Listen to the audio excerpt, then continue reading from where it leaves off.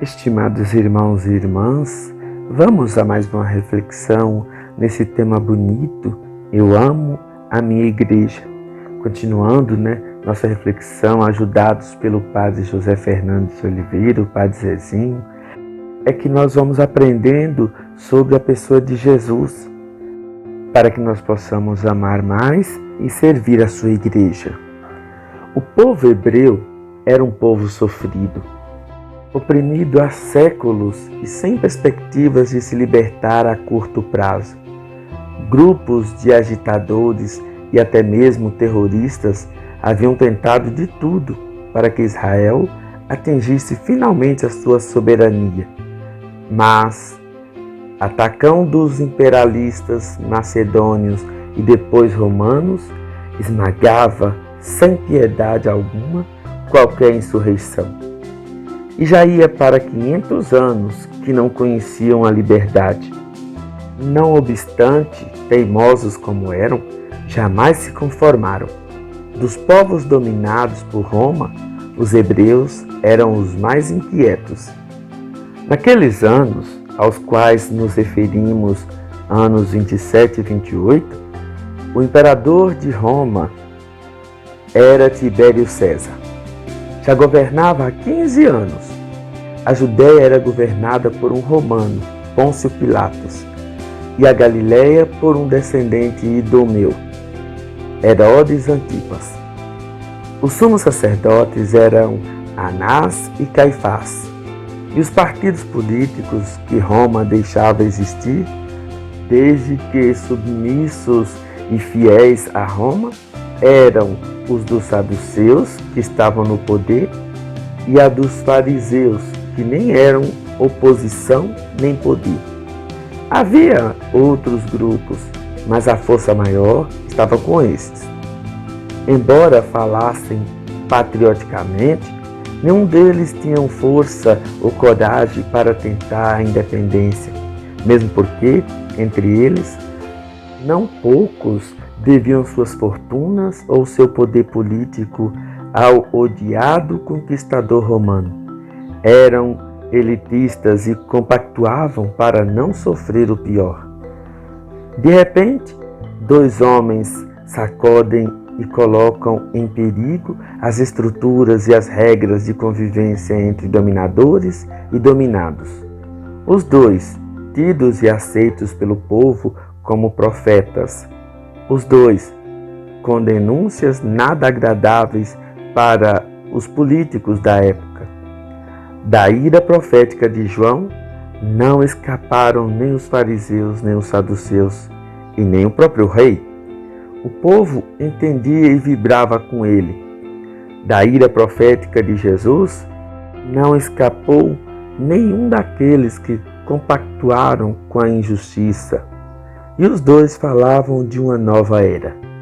Era idêntica à pregação de ambos. Fazei penitência, porque o reino de Deus está chegando, dizia João. Fazei penitência, porque o reino de Deus está próximo, dizia Jesus. João, porém, seria preso por insulto às autoridades e por intriga de Herodes, o amante do rei.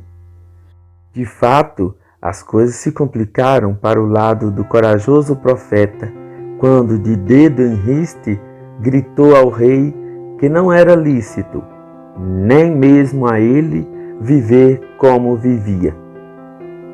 Roubada a mulher do próprio irmão Filipe, e para cúmulo do adultério, esta mulher era ainda sua sobrinha. Estava, pois, em concubinato com a sobrinha e cunhada Herodíades, e foi ela quem tudo fez para que prendessem João, como seria ela quem conseguiria que o decapitassem. Mas quem se projetou por primeiro foi João. Jesus ainda não aparecera em cena. Morava em Nazaré e se mudaria depois para Cafarnaum, enquanto João purificava o povo nas águas do Rio Jordão, levando-o ao arrependimento, pregando um batismo de penitência. Se quisessem a libertação de Israel, que mudassem de vida. pois de nada adiantaria o título de filhos de Abraão. Se não vivessem direito, Deus poderia fazer das pedras o seu povo eleito. Israel teria que passar por uma limpeza interior se quisesse a liberdade e a independência tão almejada. E isto incluía todos, publicanos, sacerdotes, soldados e o povo em geral. Pouco a pouco, com o crescer da influência de João, o povo começou a se interrogar se por acaso não era ele o Messias prometido. E foi então que João deixou as coisas bem claras, com os devidos pingos nos is. Eu não sou o homem que vocês esperam. Eu batizo com água, mas há um homem que virá depois de mim. O batismo dele vai ser de fogo. Ele vai fazer uma limpeza em Israel e é com ele que vai começar a nova era.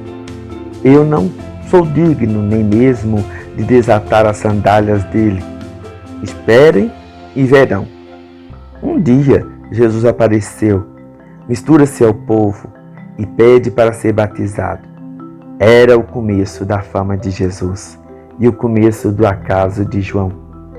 Era também o começo de grandes agitações no panorama político-religioso de Israel. Nós vamos continuar nossa conversa amanhã, se Deus der vida e saúde para todos nós, e eu espero que vocês continuem conosco para poder compreender bem a beleza desse Cristo ao qual nós tanto amamos e seguimos. Bom dia!